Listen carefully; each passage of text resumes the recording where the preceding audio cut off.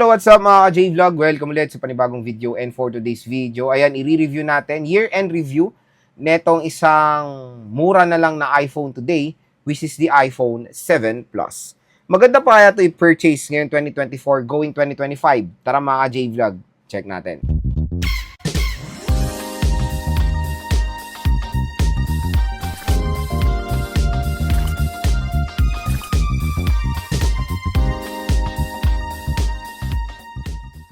So yun mga ka-J-Vlog, ito nga po ang iPhone 7 Plus. Ito po ay na-purchase ko rin sa Green Hills.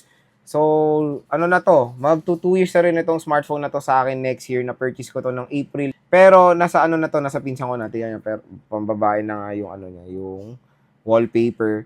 Pero tinignan ko to, in-observe ko ulit iPhone 7 Plus at tinanong rin natin yung gumamit nito kung okay pa ba siya ngayon 2024. Yun nga mga J-Vlog, saan ba tayo bibili ng mga legit iPhones? Wala na iba kundi sa mga ni-reco nating shop sa Green Hills. Unang-una kay Ate Met sa CMB Gadgets. Pangalawa kay Ate Annette sa CMB Cellphone Accessories. Again, yung mga Facebook pages sila nasa description box. Kung interested kayo mag-purchase ng iPhone 7 Plus ngayong 2024.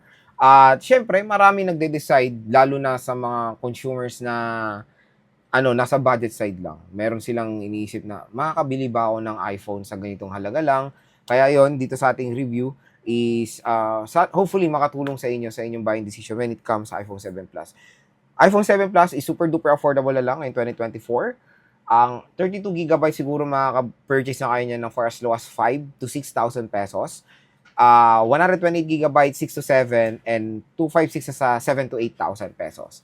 So, itong nasa atin na iPhone 7 Plus is 256GB. At yun nga, super affordable na lang siya, below 10,000 pesos. At yun nga, wala na po to sa OS update. Ang pinaka-last OS update ng iPhone 7 Plus is iOS 15. Pero ito, malupit dito sa smartphone na to. Usable pa rin siya dahil support pa rin siya ng mga applications today. And nakakapaglaro pa tayo ng ML dito, naglalaro siya ng ML and even COD dito sa iPhone 7 Plus na to. So, super duper ganda pa rin ng iPhone 7 Plus when it comes sa camera. Camera rin maganda dito sa smartphone na to. Pero, since itong smartphone na to ay na-release noong year 2017, kung i-compute nyo, nasa na to, 7 years na itong smartphone na to. Asahan nyo mga J-Vlog, usually ang makikita natin mga battery dito, palit battery na, lalo na mga pre-love. Asahan nyo na yan. Huwag na kayong maganap ng original battery nito na merong 100% battery health at 90 plus. I think super duper impossible na makakuha ng 100% battery health ng original battery ng iPhone 7 Plus. Pagpalit, yes. Kasi ito, nung binili ko to, nasa 80% battery health last year. Tapos, pinalitan ko na siya dahil naglolo ko na yung battery niya. Nasa 69 na ata yung battery nito. And tingnan nyo, pinalitan ko na siya ng battery at 100% na ulit ang battery nito. So, kung makakita kayo ng battery na ganito ng iPhone 7 Plus, karamihan nito palit battery na. Pero, syempre, hindi naman meaning palit battery, pangit na ang smartphone.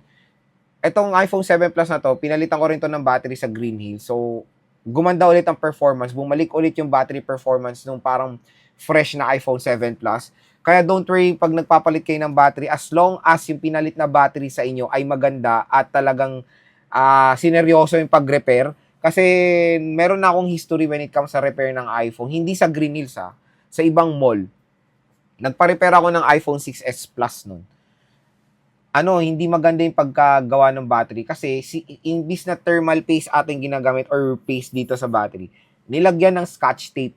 So, nung binuksan yung 6S Plus ko sa Green Hills, nakita nila na scotch tape lang yung nilagay. So, hindi ko alam na ganun. So, kung magpaparepair kayo sa Green Hills, marami po mga trusted din na repairman dyan or technician na aayos sa inyong iPhone at isa na tong patunay itong iPhone 7 Plus ko na maganda po magpa-repair sa Green Hills. Isang symptoms ng palit battery ng iPhone nyo, naglolo ko na yung percentage ng battery. For example, na full charge siya tapos na low, tinanggal niya yung saksakan, babawas agad ng 20%, ganon. Tapos medyo nag-stutter na yung performance niya. So yun na yung mga time na palitan niyo na yung battery ng iPhone niyo. So yun, iPhone 7 Plus is very affordable na lang ngayon sa GH, lalo na yung 128GB.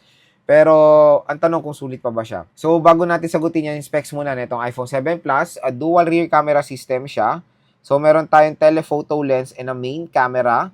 Meron tayong front-facing camera dito and syempre ito po yung old school design ng iPhones which is merong malaking bezel, 5.5 inches, IPS LCD display itong smartphone na to. Ito po yung nakakamiss dito, yung Touch ID. So wala na to sa mga newer iPhones today. Sobrang laki ng bezel. To be honest, pag gumagamit ako ng Plus versions dati, super saya ko noon dahil ito yung yung malaking iPhone dati kasi merong mga maliliit, 'di ba? Yung iPhone 6, iPhone 7. Ang kasi dati daily driver ko iPhone 6. Nagkaroon lang ako ng Plus sa iPhone 7 Plus.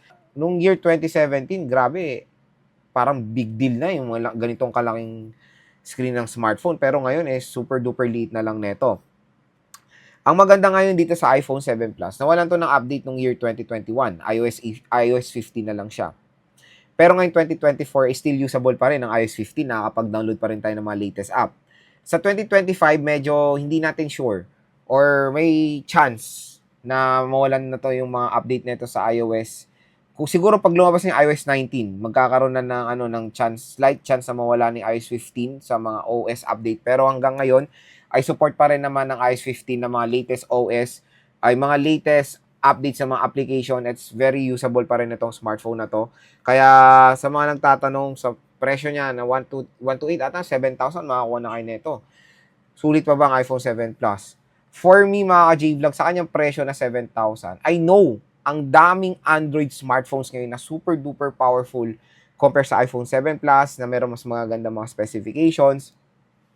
Yes, talo dun si 7 Plus when it comes sa mga specifications. Dahil i-compare mo naman to, year 2017 pa to.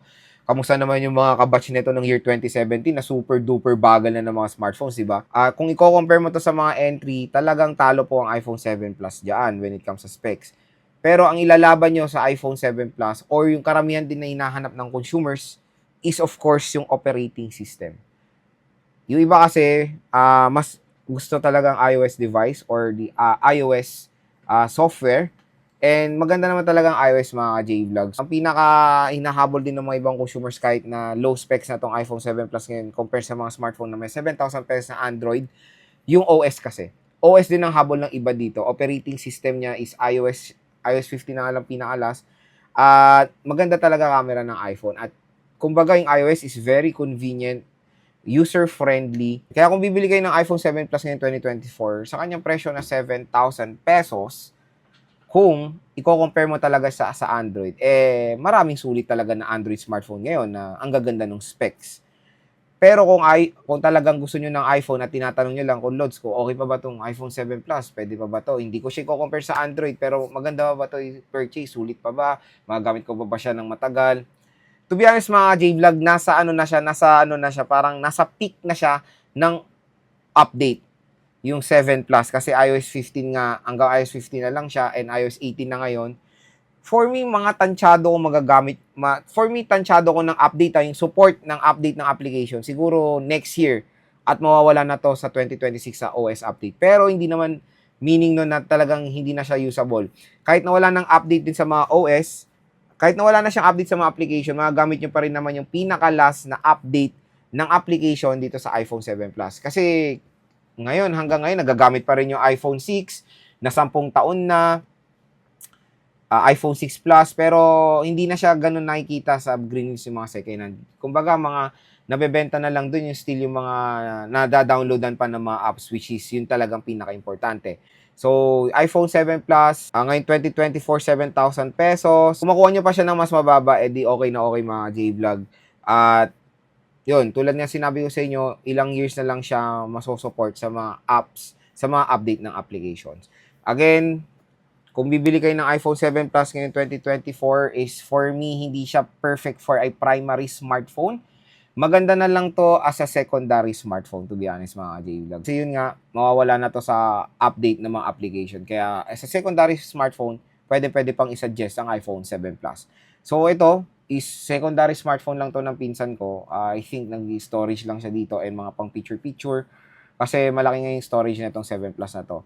At kung bibili nga kayo ng mga murang iPhone 7 Plus, wala na iba kundi sa mga nire-recommend nating shop. Baka makakuha pa kayo ng discount, 500 pesos yan, cashback. Doon sa mga nire-recommend nating shop na CMB Gadgets.